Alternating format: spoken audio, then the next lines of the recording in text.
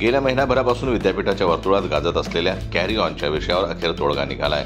विद्वत्त परिषदेने विद्यार्थ्यांच्या बाजूने 12-3च्या मताने निर्णय देत कॅरी ऑन लागू करण्यास मान्यता दिली। मात्र ही संधी केवळ यावर्षी पुरती मिळेल, पुढच्या सत्रात कॅरी ऑन लागू राहणार नाही। त्यामुळे विद्यार्थ्यांना यावर्षी कुठल्याही परिस्थितीत उत्तीर्ण व्हावेच लागेल।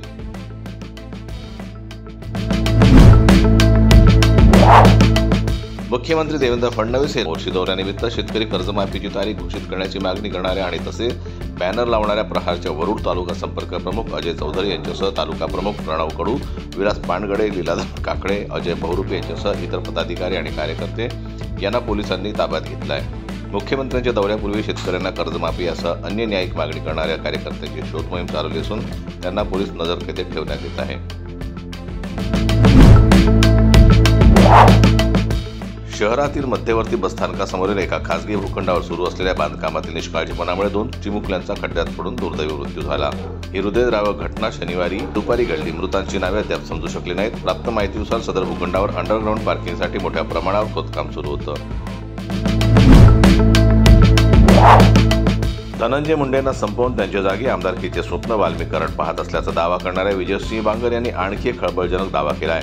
गोट्या गीते आणि तांदळे नामक युवकानं मुंबईत जाऊन जितेंद्र आव्हाड यांना मारण्यासाठी रेकी केली होती, असे विजयसिंह बांगर यांनी म्हटलं आहे। विशेष म्हणजे गेल्या अनेक दिवसांपासून गोट्या गीते हा मला धमकी देण्याचं काम करतोय, असं आव्हाड यांनी म्हटलं होतं। वाल्मिक कराड प्रकरणावरून सध्या बीड जिल्हा चर्चेत असून महादेव मुंडे हत्या प्रकरणावरूनही कारवाईला वेग आला आहे।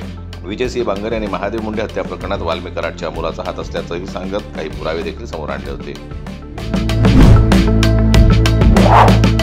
मंत्री आपल्या भाषणांमध्ये कधी गमतीने देखील बोलतात। प्रत्येक गोष्टीचा आपण बाऊ करू लागलो तर हे योग्य होणार नसल्याची प्रतिक्रिया राज्याचे मुख्यमंत्री देवेंद्र फडणवीस यांनी दिली आहे।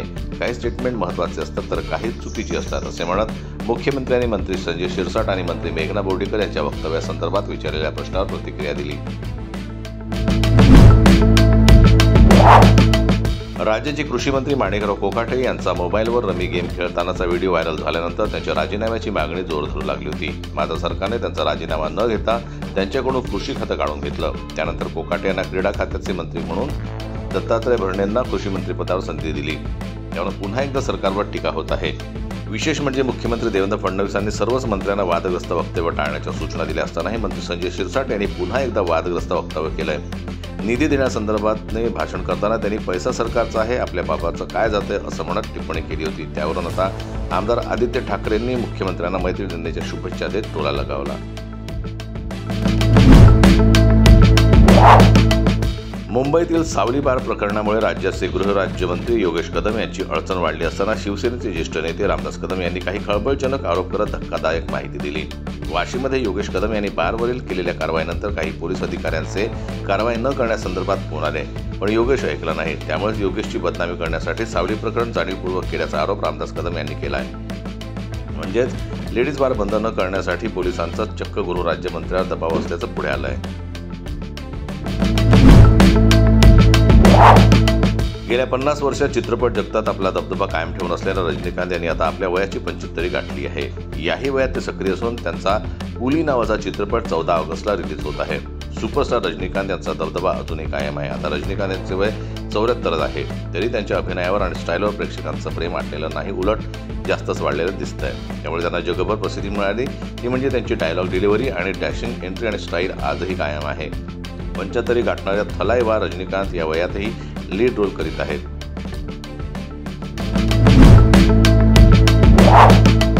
अभिनेता अक्षय कुमारनं मुंबईतील बोरीवली, वरळी, लोअर परळ इथल्या काही प्रॉपर्टीज विकल्या आहेत। गेल्या 7 महिन्यात त्यानं या प्रॉपर्टीज विकल्या असून तो मुंबई सोडण्याच्या तयारीत आहे की काय, असा प्रश्न अनेकांना पडला आहे।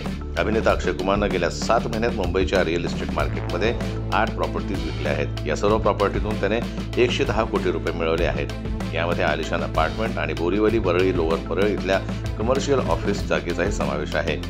अक्षयने इतकी प्रॉपर्टी का विकली असा प्रश्न अनेकांना पडला। यावरून विविध प्रश्नही उपस्थित केले जात आहेत।